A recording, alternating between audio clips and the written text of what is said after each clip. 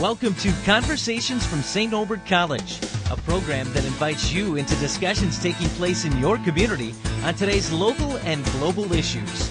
Now, your host for Conversations from St. Norbert College, the Dean and Academic Vice President of the college, Michael Marsden.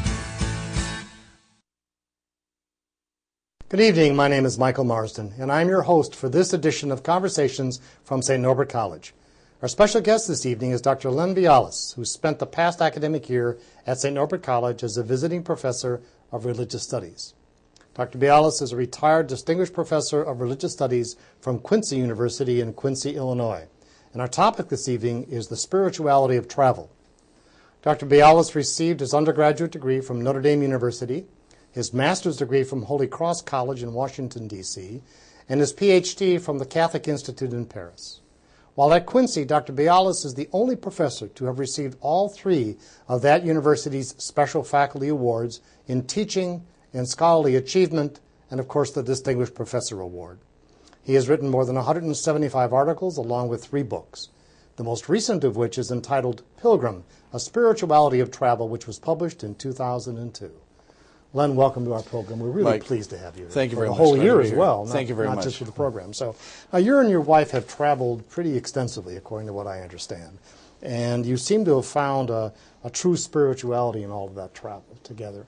How did you come to understand that travel could be seen as a spiritual exercise? Well, really there are, I think, at least 3 different ways that you can approach travel. By far the most common way is to travel as a tourist. Which most of us do. Which all of us do. But we can also travel as travelers and also as pilgrims. Well, what's the difference between those three? The tourist, which, by the way, the word comes from a city in France, the city of Tours, which is in the Loire Valley. Mm-hmm. And back in the middle of the 19th century, a fellow in England by the name of Cook used to lead Cook's tours to get them out of England. And he'd take them down to the Loire Valley, and they would settle around Tours, and they were called tourists. Interesting. The word traveler is a little bit different. It comes from our English word travail, which means suffering or hardship. Trouble. Yes, trouble. And there's a lot more to travel than there is to tourism. For tourists, generally we all go to get away. To escape our ordinary routines, to have a good time, to please our senses. In America, the most 2 touristed places are Disney's, both in California and Florida, and of course Las Vegas. Travelers, however, will strike out for the unexpected, for the new, for adventure, for to see their own culture in a different way. Something more of a challenge. It doesn't have to be, but they're open to it. They're open to the unexpected. I've always made a distinction between journey and adventure. Journey is something which is sort of predictable. The word comes from a French word, journée, which means from midnight to midnight, a full day, where everything is expected. You know when it starts, you know when it ends. Whereas in travel, it's much more of an adventure, a word which comes to us meaning something which happens to you. So you're not quite sure how to plan it. It's the unexpected that you look forward to. The pilgrim is a different thing altogether. The pilgrim is the one who is either going to a sacred site or almost any place. You can go to museums, monuments, nature by far, even cemeteries. And there I think it's possible to open yourself up to the sacred. And that's the difference between the 3.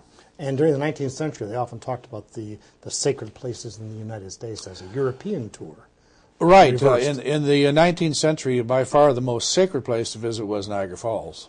Yes. And then later on, at the end of the 19th century, with our travel by train across the continent, the Yosemite and Yellowstone became our 2 cathedrals of spirituality in America, especially the tall mountains and the tall redwoods. They were our cathedrals in America. Yes. And people came to see them from all over the world at that point. And they still do. I'd never known the origin of the term Cook's Tour until you just mentioned it, because it's a slang term, I guess, right. for giving somebody sort of the exclusive tour. Right. Top Right. tour. Very interesting. In one of your articles, you discuss the myth of Parsifal and the quest of the Holy Grail. And you're really suggesting, I think, in that article that you make a connection between taking a vacation and then the quest for the Grail, for the Holy Grail. Is that a stretch, or is that just an attempt to get us to see the connection, the spiritual potential of a vacation? You know, I don't really want to talk about the Da Vinci Code, but I'm going to. But you're going to anyway. For just a second, okay? Very early in the novel, there are a couple of times when the hero sees the upside-down pyramid in the Louvre, yes. but he has no idea what it is. Yeah. And for the next several hundred pages, he's traveling all around in one day, from Paris to London to Scotland and then back to Paris. And when he comes back to Paris, he finally realizes what he had missed the first time. And that's, to me, that's the Grail story itself. In the Parsifal story of Grail, which goes back in the Christian traditions, right around the year 1200. Middle Ages. And there were several versions in French, German, and English. In all of them, Parsifal, a name that means pure fool, does not recognize the happiness that he can bring to others when he visits the Grail Castle for the first time. And he searches for 45 years throughout Europe, questing as a knight, looking for happiness, looking for peace within himself. And it's only later on in life when he feels that everything is lost. He's going through a sort of a midlife crisis, and that he goes to a monk on Good Friday, who says, "Go back, and to where you had your first experience of seeing this magnificent cup, which holds the blood, and when you get there, ask the question, and this time ask the question, how can I be of service to others?" So when I use the Grail, Parsifal and the Grail motif in looking at the pilgrim, what I'm trying to suggest is that we're not looking for the Grail, which is an experience of the sacred, of incredible happiness. We're not looking for it, and it's only years later when we look back on it that we realize it was there all the time, but we weren't ready for it. And so when we take a vacation, right, whether it's as a tourist, a traveler, or a pilgrim, right, we should always keep in mind that we may, in fact, be missing. That's right. That's right. That's right. And that's why we go back to the same places time and time again. We never see them the same way. Actually, one of the greatest joys I find in traveling, it doesn't have to be outside this country. It can be any place in the United States. It can be 20 miles away from home. But if you interact with the people, talk with them, get to know them, open to the unexpected with them, then when you come back home, you see things differently. People always ask me, why do you travel so much? Mm-hmm. And I say, I don't travel so much to see different things. I travel to see things differently. And that's true. For example, after I had lived in Paris for 4 years, one of the things that absolutely astounded me when I came back to America, and this is something you see almost every day yourself, I had to get gas for the car.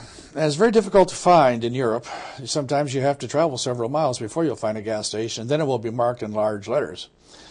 But in the States, well, it may not be the case now with gasoline prices the way they are.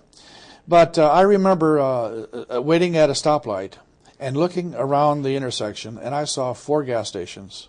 2 of them in use, 1 of them boarded up, and the other one still being built. And I said, my gosh, I had never thought of America in this way. Mm-hmm. Talking to French people who have visited us in America, I asked them for their impressions. And well, the thing that came out the most was that we in America have a fantastic system for helping the elderly. And this is something I had never thought of. We take it for granted. So that's one of the joys of travel is, and it doesn't have to be far away from home, is coming back and looking at your own home. Perspective. Right, with a different perspective, yeah. Interesting. You learn to see with eyes in the back of your head. What would be some of the major sacred places that you and your wife Martha would have experienced in your many, many years of travel? Well, there's 2 ways I can look at that. I can either talk about sacred sites, which I think is what you're asking about, yes, I think it is. Or I can talk about other places that a person would not at all consider to be sacred on first looking at them. Sacred places. Let me tell you about one that I don't think most Americans are aware of. It's a little place in New Mexico, outside of Taos, which is near Santa Fe, and it's a place called Chimayo. Now, Chimayo is a small little church that draws more pilgrims than any other site in America. This is just outside of Taos? Yes. Okay. Mm-hmm. More pilgrims than any other site in North America, mainly Hispanic, and mainly during the Lenten season. But some of them will travel for miles on their knees to get there, just to go into this little chapel and to acknowledge the fact that some flowers had bloomed mysteriously there in the middle of the 19th century. But they go there mainly to take a scoop of dirt, a cup of dirt, and take it home with them. That's a very big thing for pilgrims, is to take home some kind of reminder.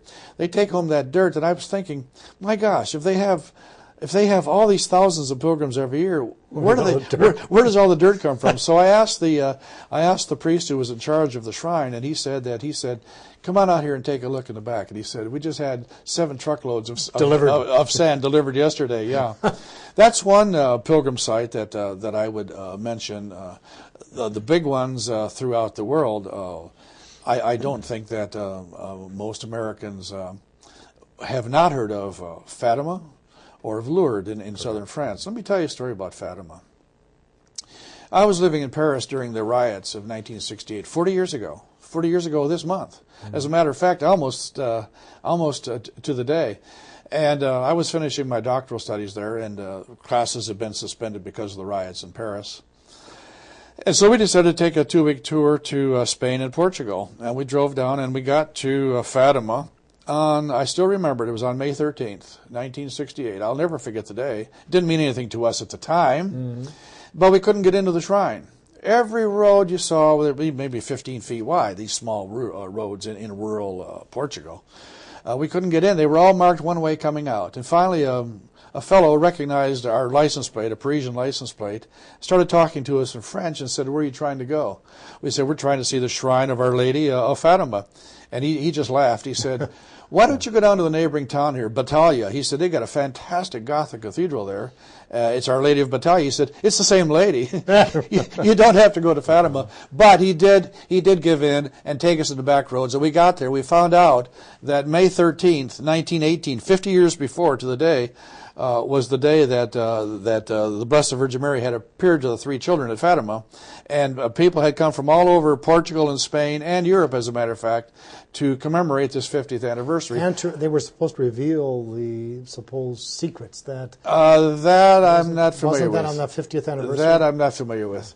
But we got in there as it was breaking up. They said there were 750,000 people at the shrine that day.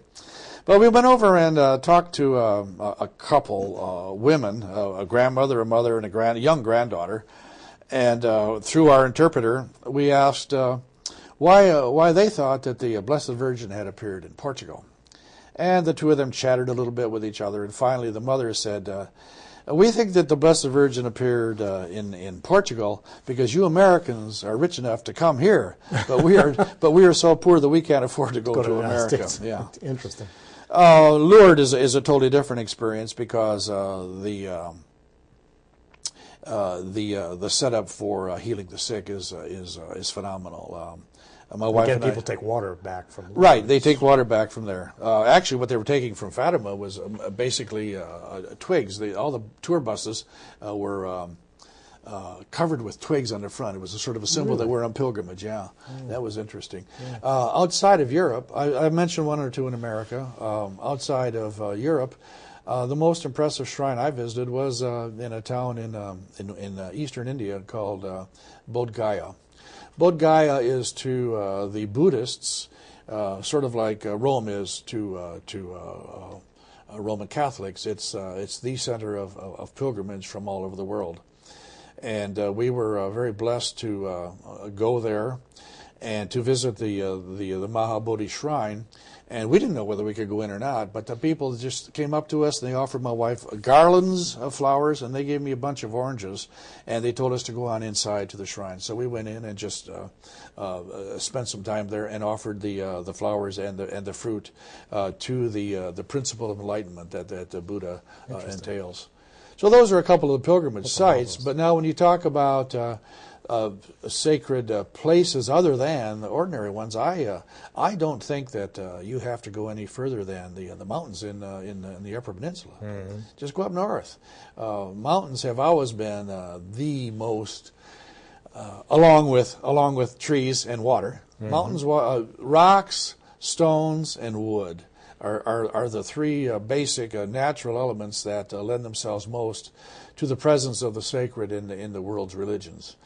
The mountains have always been considered a sort of a world pillar. They go from the earth to the heavens. Sky. Yeah. And trees reach from the ground to the sky. Trees, the sacred grove, water. By far, the ocean is the most common one because of the infinite horizon. Rivers also are sacred because, let me tell you why, especially in Hinduism. Because where does water come from? It condenses from the ocean, comes up over the mountains, comes down in the form of snow or rain, then goes into rivulets, then goes into streams, then goes into the river, and then goes back into the ocean. And for the Hindus, any river is sacred, but there are 7 sacred rivers in India, Ganges being the most sacred. Mm-hmm. And for them to visit a river is the one goal that they have in their entire life. Source of life. Well, because they then become part of the beginning and the end, what we call the Alpha and the Omega. Amazing. I just want to remind our viewers that you're watching Conversations from St. Norbert College, and our special guest this evening is Dr. Len Biallas, visiting professor of religious studies at St. Norbert College this past year. Our topic this evening is the spirituality of travel. Len, you've earlier mentioned that coming home is as important as going away, and that's a theme in your book, Pilgrim, the spirituality of travel. Someone has once said that we are really thrice born. We're born into our own culture, then if we're lucky, we're born into a second culture, and then if we're really lucky, we're reborn into our original culture. Is that a fair kind of metaphoric treatment of that whole issue of coming home? I think so. Although the words may be a little bit strict at times, I think that there's a whole process of dying and rising going on that we go on all through our lives. At the Abbey of St. Norbert's, they have out in one of the fields, they have a labyrinth. Yes. Okay. Yes. A labyrinth is a very special religious symbol, unlike the maze. The two are not the same thing. The mazes were Renaissance diversions. Kings and royalty would set them up so that you would get lost and couldn't get out. Couldn't get out. And they could usually be in a place where they could watch you and just go help you. Yeah. But the labyrinth, by definition, once you start on the path and continue on the path, you cannot get lost. You invariably will arrive at the center. And once you arrive at the center, of course, there's only one thing to do, and that's to come back out again. So in a sense, we're leaving home, even here in De Pere, we're leaving home. We experience the sacred at the center, at that still point, at the center of the labyrinth, and then we can't stay there. Just like you can't stay at a shrine. If you stay at a shrine, you become a beggar. Right. So you come back home then, inspired, transformed, you're rising to a new life, a new self, a larger self.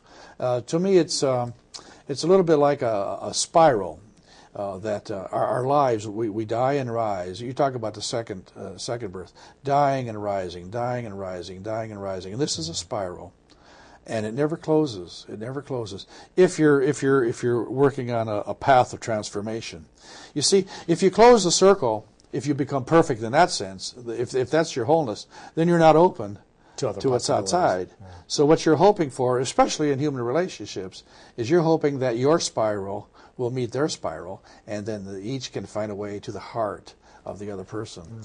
Mm-hmm. Coming home really is certainly, when you hear the term, you're thinking of coming back to a place. Right. But I do think that we can also talk about home as a state of mind, or I like to think of it as a state of heart. But don't you have to have a kind of a locus, a sense of your own place before you can really venture out to another place?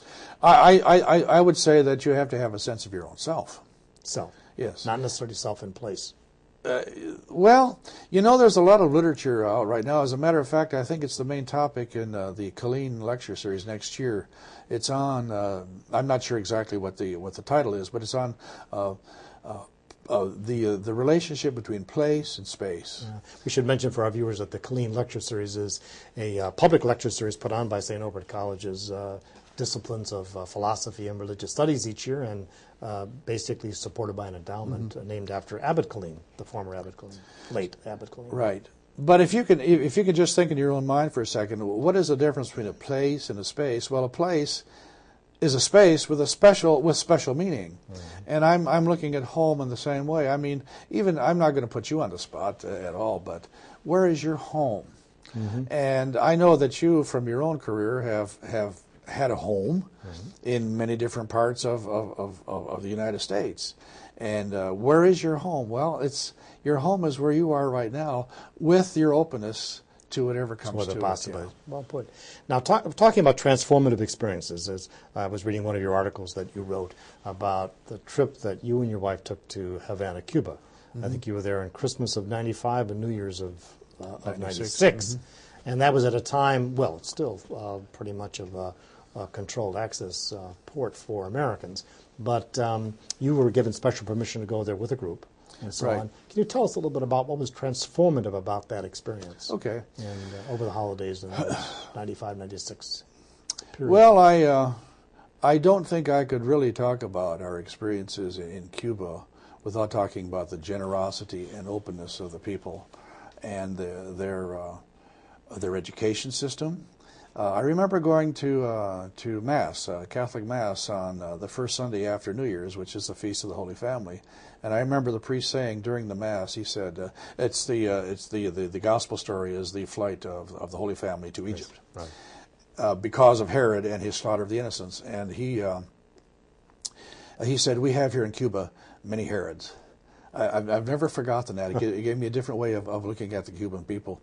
But as part of the trip we went on, it was a very educational trip in that we went through a group called Global Exchange out of San Francisco. And they would put up a list on the board of our hotel every day where we could take a morning trip and an afternoon trip, 2 different places. And then they would have several speakers in the evening, and you could sign up for anyone you wanted. And I remember one day my wife and I volunteered to paint a classroom. That was our project for the day. Of course, my wife ended up spending the day trying to clean out the sewers, because she said, "Why paint this room when there's water all over the floor?" So she worked on the sewers, but the rest of us painted the room. And after it was over, the children, the 9 and 10-year-old children, wanted to show their appreciation for what we had done for their school. So we were having a little chit-chat session, and one of the women in our group asked the children, "Is there any message that you would like us to take back to our children in America?" And the children thought for a minute, and finally one boy was brave enough to speak out, and he said, "We want you to tell the American children that we feel sorry for them." And of course, we were shocked, and we asked him to explain why. And he said, "American children live in such a violent society." I just thought that was wow. That really got to the point of it. Another time, we were sharing a cab with a German couple, and my wife made a remark. She said, "Just think that we're looking at everything we were seeing," and she said, "Just think that all of this is due to one man."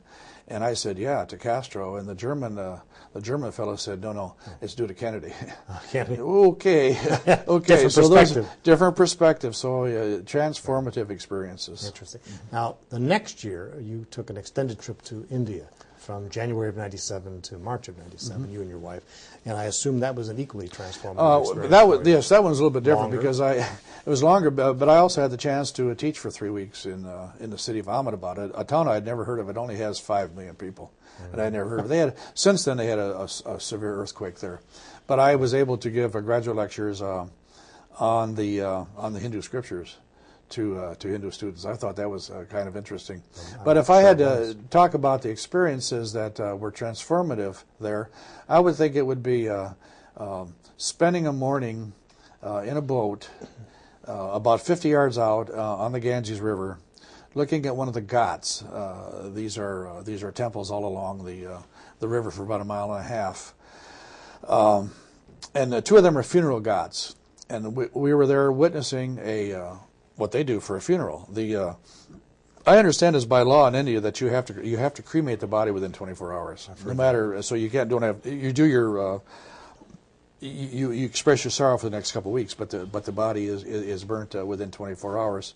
The head male in the family, it might be the father, it might be an uncle, it might be an older brother, will conduct the service. The body is wrapped in a bright colored garment, sprinkling water on it, and then it's put on a funeral pyre with burning wood, and the body is cremated with the males standing around and the women standing about 40 or 50 feet away. And it takes about 2.5 hours, but after 2.5 hours, there's a loud pop, and that's when the skull explodes. And when that happens, everybody applauds, because now the spirit has left the body, has been released from this life of suffering.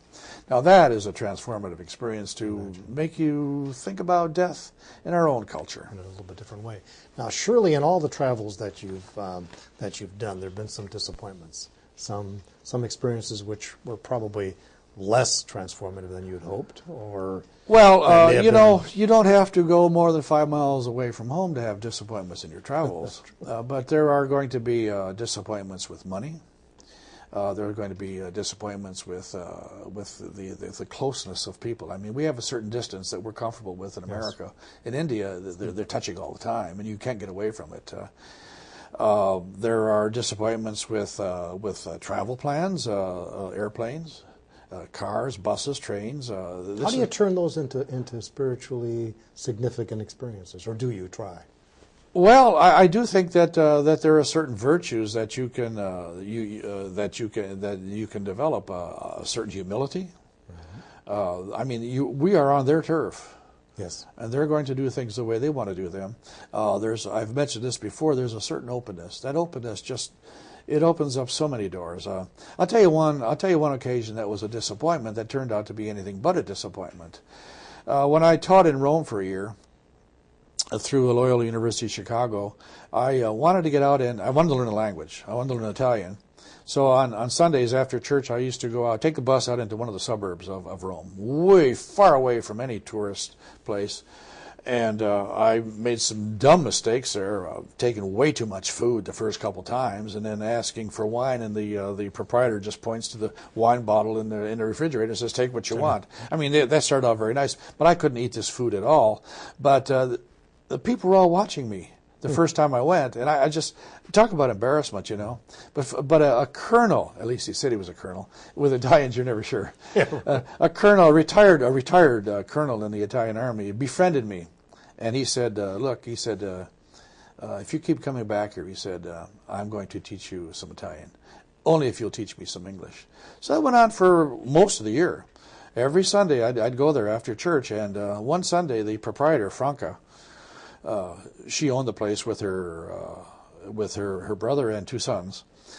Franca came and met me at the door and said, "The colonel's not here today." And I talk about disappointment, you know.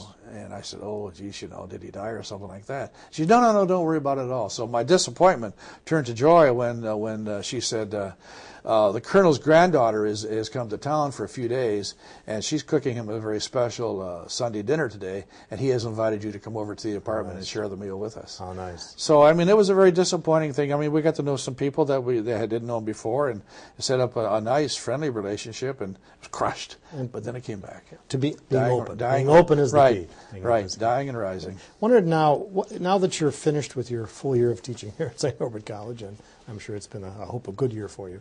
What are your travel plans in the immediate future for you and your wife, Martha? Well, I lived in Paris for 4 years, and the same thing happened there that's happened other places. I got to know some families. I wanted to get out of Paris. Mm-hmm. So once again, on Sundays, I used to go out into what they call the red belt, the communist. And it's different. In America, our inner cities are poor, yes, and slum-like. In Paris, it's just the opposite.